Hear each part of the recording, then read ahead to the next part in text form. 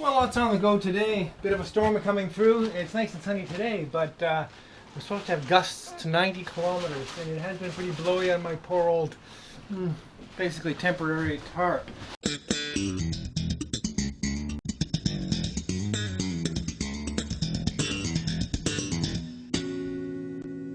Dumped rain all night, but it's not raining now, which is great. Miserable job today. Take out the old Galley. I'm so glad to have this gone, including this nasty old combination fridge stove oven, which actually worked perfectly, and on the whole it was awesome. High level oven was always really nice. Oh, the light's still on in there. Anyway, but it's got to go, because in that beautiful box out there is my brand new Force 10 range, which won't be here at all. Of course, it'll be up there somewhere. Getting dizzy yet? Okay. Taking this apart is going to be a mess. Just take it out. All right, I won't bore you with the details. I'll check in with you in a bit. Bye. Well, actually, that was remarkably easy. A couple of rotten little screws into the end of the cabinet, and the whole thing just basically walked away. It had been plugged in, so that was easy to remove. The top is separate from the, I don't know if I can show you here, there we go. The actual range and oven is one unit, the fridge being another, so it won't be that hard to get out of here. I'm just waiting for one of my friends to come help me lug it up to the truck and take it to the dump. While I'm waiting, I'll bash away at the old cabinetry. Fun.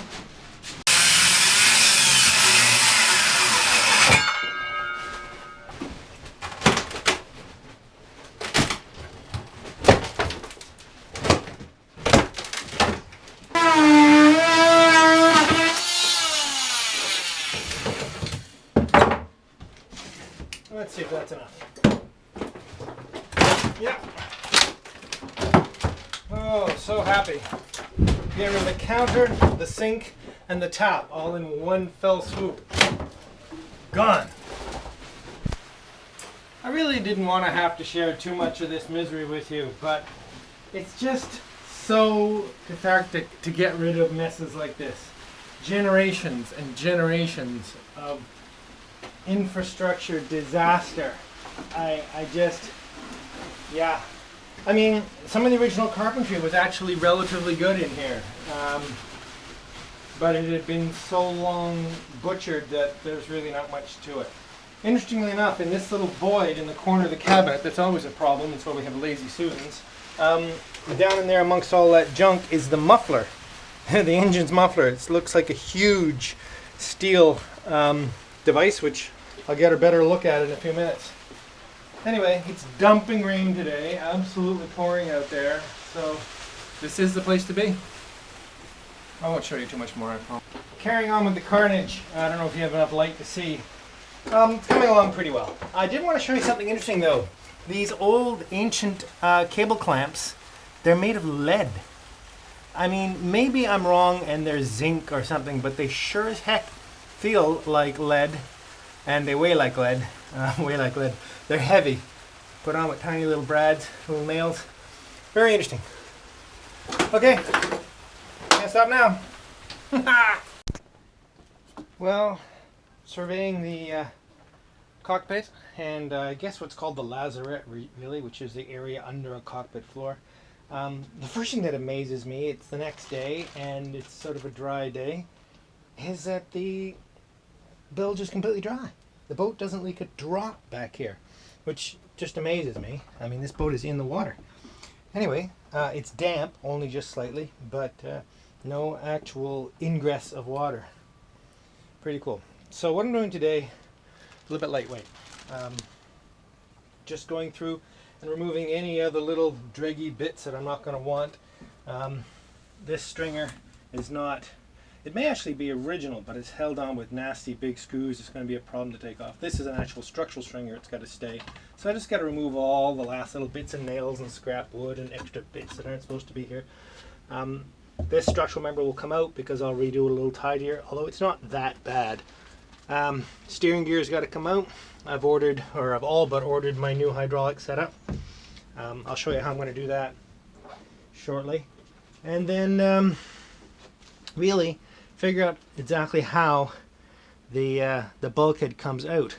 I'm a little worried it's been bonded up at the top underneath here. Again, I mentioned I have to take this trim off, which doesn't please me, but that's not the worst of it. There's a lot of plugs through here. That shouldn't be too hard. I need it to come off relatively tidy because I'd like to use some, at least the two side pieces, to make templates from. But if that doesn't work, I'll just have to make mock-up templates out of door skin or something more solid than door skin. Anyway, so there's a few things to do here yet. If the weather holds, I'm off to pick up the new plywood to rebuild this tomorrow. So I'd like to have this off today, but it may be tomorrow before I really get to it. Having some other commitments today as well. You can see the last of my desperate attempts to keep this from leaking. A little bit of nasty caulking goo. Anyway, it's all gotta go. It's all gotta go. Anyway, nice tinkering day today. Cheers. Well, so I'm taking off the trim. I took all the bungs out with the heat and drive it out with a screw technique. Oh, one screw to take out. It's amazing how well that works. There's all my nicely removed bungs. I'm not so sure how easily this is going to come off. Let's give it a wiggle here. It's probably got 5200 underneath it. Oh, little wigglage there.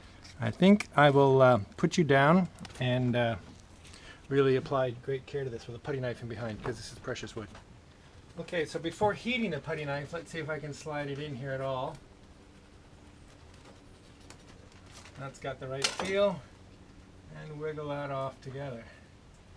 A little more exploration before I get too severe. This definitely goes up underneath it though, because the bungs are halfway underneath. Anyway, a little more careful examination before I get too desperate. So this gets uglier and uglier. Well, you all knew it was going to, didn't you? Alright, with my fine tool I've cut, well, in layers, trying to find the top of the bulkhead, and I've cut right up to the line that is the top edge of where my piece of teak trim was a minute ago, or 15 minutes ago.